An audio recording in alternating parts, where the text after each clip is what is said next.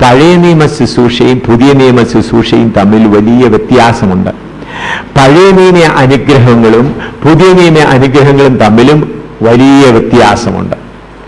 അപ്പോൾ പഴയ നിയമത്തിൽ സങ്കീർത്തനങ്ങളിലും മറ്റുള്ളിടത്തും അനുഗ്രഹമായി ഭൗതിക കാര്യങ്ങൾ ദൈവം വാഗ്ദാനം ചെയ്തത് നമ്മൾക്ക് വേണ്ടിയുള്ളതല്ല. ഞാൻ പറഞ്ഞു, നിങ്ങൾ ശ്രദ്ധിച്ചോ?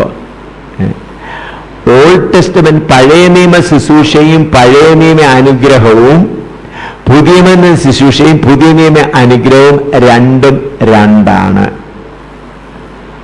അത് നമ്മൾ നല്ലവണ്ണം ആഴമായി മനസ്സിലാക്കിയിരിക്കണം. പഴയ നിയമ വിശുദ്ധന്മാർക്ക് ഭൗതിക അനുഗ്രഹങ്ങളാണ് ദൈവം കൊടുത്തിരുന്നത്. പുതിയ നിയമ വിശുദ്ധന്മാർക്ക് ആത്മീക അനുഗ്രഹങ്ങളാണ് കൊടുക്കുന്നത്.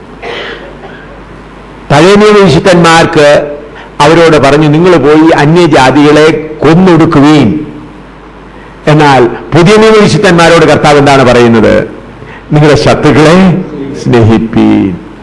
ഇവിടെ ഒരു കടിച്ചാൽ മറ്റൊരു കാണിച്ചു കൊടുപ്പീൻ. പുതിയ നിയമകാലത്ത് അന്യ ദൈവങ്ങൾ അന്ന് എന്തുകൊണ്ടാണ് ദൈവം അങ്ങനെ ചെയ്തത്? അന്നുള്ളവർ വിചാരിച്ചിരുന്നത് ഏത് ദൈവത്തിനാണ് ശക്തിയുള്ളത് അവരാണ് ജയിക്കുന്നത്. അപ്പൊ ആ സമയത്ത് ദൈവം അങ്ങനെ സംസാരിച്ചു അവരോട്. മറ്റുള്ള ദൈവന്മാരെക്കാൾ വലിയവൻ യഹോവയായ ദൈവമാണെന്നുണ്ട് അവരെല്ലാം സംഹരിച്ചു. അവരോട് പറഞ്ഞു കൊന്നുകളയാൻ പറഞ്ഞു. അങ്ങനെ അവരോട് സംസാരിച്ചു. അതുപോലെ മറ്റുള്ള ദൈവങ്ങൾ കൊടുക്കുന്നതിനേക്കാൾ കൂടുതലായി കൊടുക്കാൻ കഴിവുള്ളവനാണ് യഹോവയായ ദൈവം എന്ന് പറഞ്ഞു. അബ്രഹാമിനെയും മറ്റുള്ളവരെയും ധാരാളമായി സമ്പത്ത് കൊണ്ട് അനുഗ്രഹിച്ചത്. എന്നാൽ അത് കഴിഞ്ഞ് അതേ ദൈവം തന്നെ പണ്ട് ഭാഗമായി സംസാരിച്ചു. എബ്രായ ലേഖനം 1-ാം അധ്യായത്തിൽ വായിക്കുമ്പോൾ പുത്രൻ വന്നു കഴിഞ്ഞപ്പോൾ മുഴുവനും വെളിപ്പാട് കൊണ്ടുവന്നിരിക്കുകയാണ്. ആ വെളിപ്പാട് എന്താണ്? ഭൗതികമല്ല, ആത്മീകമാണ്.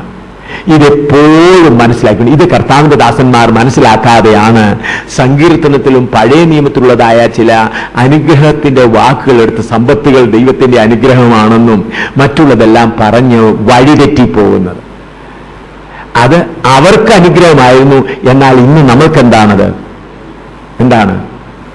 നേരെ തിരിച്ചാണ്. ഇത് നിങ്ങൾ നല്ലവണ്ണം ഓർത്തിരിക്കണമേ എന്ന് കർത്താവിന്റെ നാമത്തിൽ ഞാൻ അപേക്ഷിക്കുന്നു. നിങ്ങൾ ചിന്തിച്ച് നോക്കിയാൽ നിങ്ങൾക്ക് മനസ്സിലാവും. പെട്ടെന്ന് ഒരാൾ പഴയ നിയമത്തിൽ നിന്നൊരു വചനം എടുത്ത് പറഞ്ഞു കഴിയുമ്പോൾ ഇത് ദൈവത്തിന്റെ വചനമാണല്ലോ, ഇതിൽ നമുക്ക് ഉറച്ചു നിൽക്കാം എന്ന് നമ്മൾ ചിന്തിച്ചു പോകും.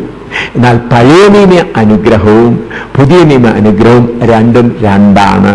പഴയ നിയമ അനുഗ്രഹം ഭൗതികമായിരുന്നു, പുതിയ നിയമ അനുഗ്രഹം ആത്മീകമാണ്.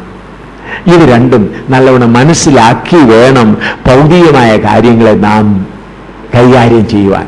അത് മനസ്സിലാക്കാതെ കൈകാര്യം ചെയ്യാൻ പോയാൽ നാം പലപ്പോഴും നിഴലായുള്ളതും പൊരുളായുള്ളതും തമ്മിലുള്ളതായ കൺഫ്യൂഷൻ വന്നിട്ട് യഥാർത്ഥ സത്യത്തിൽ നിന്ന് നമ്മൾ തെറ്റിപ്പോകും.